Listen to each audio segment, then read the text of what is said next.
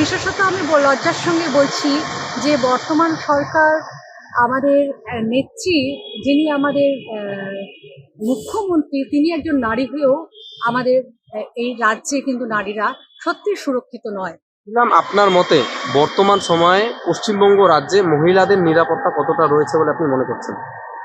দেখুন, প্রথমত বলি যে নারীকে যারা দুর্বল ভাবে তারা অ্যাকচুয়ালি নিজেরাই দুর্বল, এবং বারবার এই প্রসঙ্গগুলো উঠে আসে কারণ পরিস্থিতি এমনটাই দাঁড়ায় যে নারীদেরকে নির্যাতনের মুখে পড়তে হচ্ছে।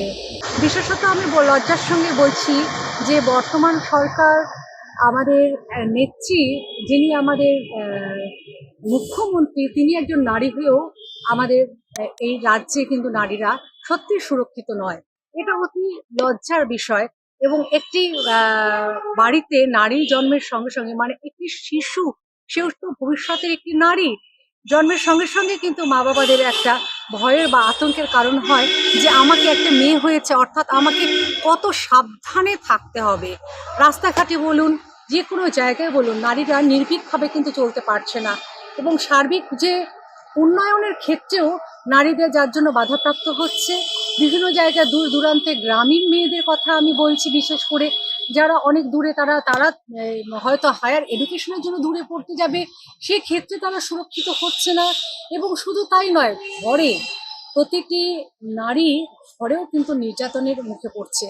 আমরা অনেক একেবারে টাটকা উদাহরণ দিতে গেলে আমি বলবো, কিছুদিন আগে ঘটে যাওয়া একটি দুর্ভাগ্যজনক ঘটনা, যেটা আপনারা নিজেরাই দেখেছেন। দিন দুপুর অর্থাৎ বিকেলে যেখানে চা খাওয়ার মুহূর্তে মদ্যপ অবস্থায় এক স্ত্রীকে কুপিয়ে তাকে হত্যা করা হয়েছে, যেখানে স্বামী স্ত্রী সন্তান মিলে বিকেলে কোথায় চানাচুর খাবেন। তো নারীরা আজকে কোথায় সুরক্ষিত? কোনো জায়গায় নারীরা সুরক্ষিত নয়, এবং নারীদের জন্য আরো সুরক্ষার ব্যবস্থা সরকারি ভাবে করা দরকার, এবং এটার একটা উন্নয়নমূলক যে সামাজিক সচেতনতা, সেটা কিন্তু দেওয়া ভীষণ দরকার।